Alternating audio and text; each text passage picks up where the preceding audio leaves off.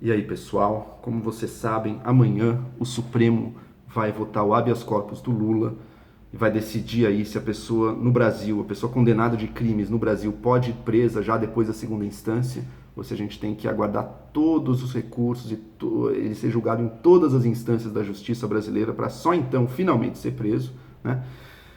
E a população está indignada, e eu entre eles também estou indignado, porque a gente está assistindo, possivelmente, provavelmente, o Supremo alterar o entendimento da lei para beneficiar um indivíduo. E claro que junto desse um indivíduo vai beneficiar todo um monte de outros indivíduos que também estão nesse mesmo balaio de pessoas condenadas por corrupção, tá? Como é o caso do Lula. Esse entendimento de que você pode prender depois da segunda instância, que o Brasil aplica hoje em dia, não é nada ditatorial, não é nenhuma anomalia mundial. Pelo contrário, tem países até mais estritos que a gente. Nos Estados Unidos, por exemplo, tem muita gente que vai presa depois da primeira instância já. Tá? Países da Europa, depois da segunda instância, também é comum que a pessoa seja... Muitos deles, a pessoa é presa depois da segunda instância. O Brasil não é anômalo nesse sentido. Tá? A nossa Constituição tem sim. Ela diz que a pessoa é considerada culpada só depois de transitada em julgado, ou seja, só depois de todas as instâncias. Só que ser considerada culpada e poder já ser preso sempre foram entendidos como coisas diferentes. Por isso, mesmo aqui no Brasil, sempre se interpretou dessa maneira. Você pode já prender depois da segunda instância, tá? Você já tem certeza o bastante para poder aquela pessoa começar a cumprir a pena dela na prisão, ainda que ainda caiam recursos, tá? Isso mudou de 2009 até 2016, quando teve o entendimento de que não, a gente só pode prender depois da última instância, do crime ser julgado, do réu ser julgado no Supremo.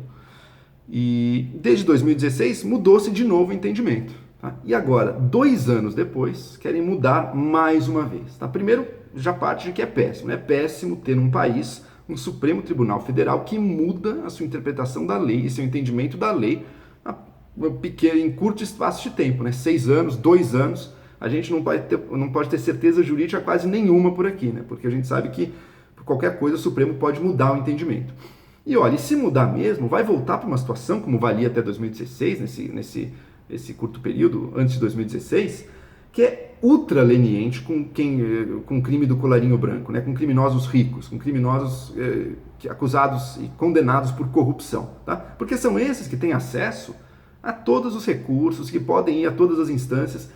O cidadão pobre brasileiro não tem acesso a isso. E é por isso que grande parte da nossa população prisional não é de gente que já foi condenado em todas as instâncias. Pelo contrário, é gente que está aguardando julgamento ainda. É claro, as pessoas aguardando julgamento, provavelmente tem sim muita gente que é culpada mesmo, provavelmente, com certeza, tem gente também que é perigoso, que não pode estar livre, mas também tem muito cidadão inocente aí no meio, aguardando julgamento e já preso e não tem os recursos para sair dessa. Enquanto o crime de colarinho branco, o crime de corrupção, tem todos os benefícios, todos os privilégios e todas as garantias.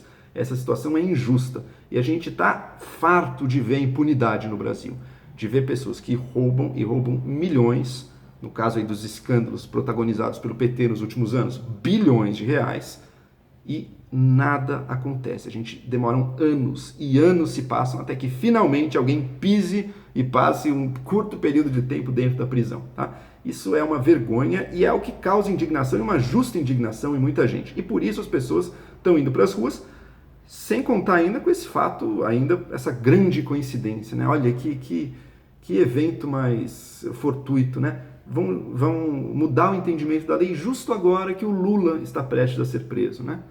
E para salvarem o Lula, vão salvar todo um monte de outras pessoas, né? Eduardo Cunha, que está preso também, vai poder ser solto agora. A gente vai ver um monte de pessoas presas por corrupção podendo sair livre, leve e soltas, aguardando sabe-se lá quando que seu caso fique finalmente transitado em julgado, e continuaremos com essa cultura de impunidade nas mais altas esferas do Brasil, justamente aquelas que deviam primar pelo exemplo e pela um mínimo de responsabilidade e de punição para quem pratica crimes, para quem pratica malfeitos. Né? Então, realmente, para beneficiar um indivíduo, vamos chegar numa situação legal que para a população, para a sociedade como um todo, é altamente um fator que causa grande indignação. Tá?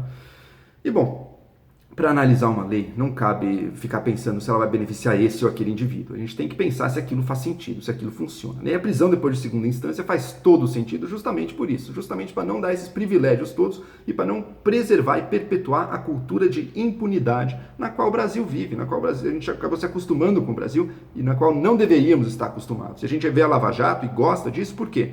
Porque somos fascistas e queremos prender todo mundo? Não, porque finalmente não temos mais tanta, ainda tem, mas não tem mais tanta, ou parece que está diminuindo a impunidade nesse país. E agora o Supremo vai vir aí para acabar com isso, para piorar isso, para dar mais poder na mão justamente dos corruptos, as pessoas que são culpadas e que já foram julgadas e que deveriam estar cumprindo pena.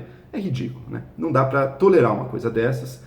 E que isso seja feito ainda para beneficiar o Lula, que se julga acima da lei, né, que é tratado como um semideus. Ele mesmo se diz, no fundo, um deus também para uma parte da população aí altamente manipulada. E intelectuais também, né? Não são os pobres não, que mais idolatram o Lula, são intelectuais, mas enfim, fanáticos que acham que ele está acima da lei, né? E vão comprovar isso. O Supremo vai assinar embaixo disso. O Lula está realmente acima da lei. Quando chega a vez dele, a gente muda o entendimento da lei, dando-se as consequências.